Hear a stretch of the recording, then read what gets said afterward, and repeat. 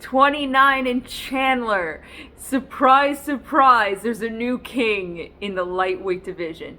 Is it going to be Michael Chandler or is it going to be Charles Oliveira? We have UFC 262 right around the corner. This Saturday, we will know who the champ will be.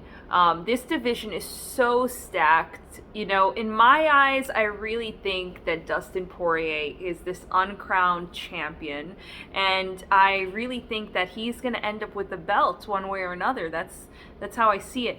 But at the same time, it could be Michael Chandler just because, you know, he is new to the UFC, but watching a lot of his fights in Bellator, you know, he is very, very talented. And I feel like he's coming into this fight with so much self-belief, motivation, momentum from the way that he put away Dan Hooker. And, you know, the Dan Hooker fight, let's be honest, that fight, it could have been a fluke. You know, he's only fought once in the UFC, which there's different ways you can look at it. Because yes, he fought so much in Bellator. He's a Bellator champ, and you know, he fought previous champions in Bellator that were, you know, in the UFC. So you know, you can justify it that way. With that being said, to fight only once and be given the title shot is just extraordinary, but it's also kind of unusual. You don't really see it. The thing with Michael Chandler too is, if Charles Oliveira defeats him, that's really gonna kill his hype train. Because right now, I know a lot of us, you know, we're skeptical about him. You know, Bellator's a different animal than UFC. You know, you can't really compare Bellator to UFC. You know, different gloves, different stage, different caliber, different talent. You know, because you know, you have Cyborg who went to Bellator. You have Katzengano who went to Bellator. A lot of people, you know, they say like when their careers are declining, they go to Bellator, you know. We're going to see what's true. We're going to see the better man win, obviously. And, you know, is it going to be something as simple as submission artist versus knockout artist? Because Michael Chandler, he does have this right hand that is always knocking these guys down. The thing about the Dan Hooker fight is that Dan Hooker, he suffered so much damage in the Dustin Poirier fight. And, you know, that recovery was kind of rather quick turnover. And to be honest, you know, it could have been like the residual, you know, sort of that he just put his body through so much punishment. You know, it could have been that. Or it could just be that Michael Chandler is so good.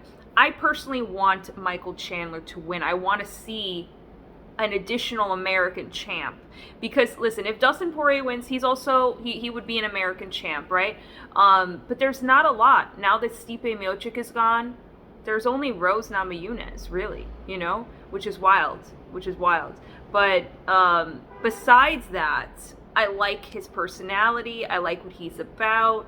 I think he's a great speaker. He's gonna be so marketable for the UFC, where, you know, you have Charles Oliveira, nothing against him, he's a great fighter, very likable, very entertaining, but in terms of like business, in terms of like getting the fans behind him, I think Michael Chandler would actually be much more marketable. And also, you know, if you think about like Ronda Rousey, right? You think about someone like a Ronda Rousey. I see Michael Chandler as this very marketable guy, and not only that, he knows how to talk the talk, walk the walk, you know? And if he can really back it up, like everything that he's saying, I think that, you know, we're gonna have a monster. He wants to take Khabib out of retirement. He keeps on saying 29 and Chandler, I'm the guy to do it.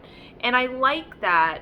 You know, possibly he could excite Khabib, you know, to get out of retirement. I highly doubt that, but it's kind of interesting because Michael Chandler and Khabib, you know, that would be an interesting fight. But like I said, this is kind of all assumptions and kind of going based on, yes, his record and his fights in Bellator, but Bellator and the UFC are two different animals, right? So is he going to hold up to that? Because we've only seen one fight from him in the UFC, you know? And the thing about Charles Oliveira, let's talk about him, because his fight versus Tony Ferguson, very good, although he couldn't secure the submission. You know, he couldn't secure the submission. And Michael Chandler, I think he's going to go in there with so much just power, you know, like this aura of invincibility, you know, because he really is on top of the world. He really has like the cheat code in a way, you know, like sort of like no one's ever done what he's done, and he wants to have this legacy for his son to see. And I think that, you know, that's powerful when you're doing things not only for yourself, but you have this big why of why you want to do things. And you know, like, what's your why? You know, like, oh, well, I want to have this legacy for my son. And I want to have, you know, each paintbrush, you know, the way he was speaking about his life and how important it is to him to do this, you know, to make this history and be the Bellator champ, be the UFC champ. I think his story and everything that he brings is a lot more interesting than Charles Oliveira. So I think that for me, I would prefer to see him be the champ. You know, if Charles Oliveira wins, then that's great too.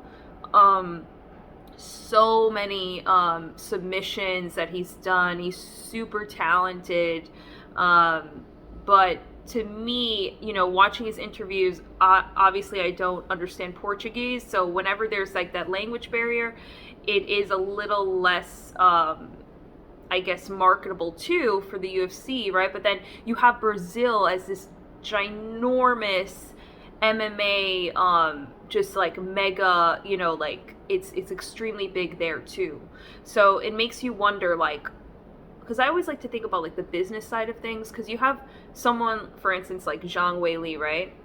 She didn't really speak a lot of English, but she brought so much fans from China, which, you know, China is huge, and like, you know, you have all of this, bringing all of that in. But me personally, I would like to see Michael Chandler be the champ. I think he, you know, after he beat Dan Hooker, the way he spoke, I just think he's very intriguing, and I like that he isn't afraid to, you know, sell the fights, but also he's really respectful. You know, he has a lot of sportsmanship, you know, someone like, you know, GSP sort of way. Like he's very, he has a lot of sportsmanship, but at the same time, I can see him not backing down to when someone tries to bully him in a face-off or tries to do all this trash talk. I could see him making it very entertaining for us fans. Whereas in Charles Oliveira, you know, he's a really good fighter, but I always like to also think about their personalities, what they bring to the table with everything that they're about, and also the way that they speak. Because whenever I hear Michael Chandler speak, I get very excited in a way that, you know, you can tell that he's so passionate and he's so determined and motivated, and that he's gonna leave no stone unturned to make this happen for him, his son, his family, you know, and it's a beautiful thing. But let me know in the comments what you think about all this. Who's gonna win? Thanks.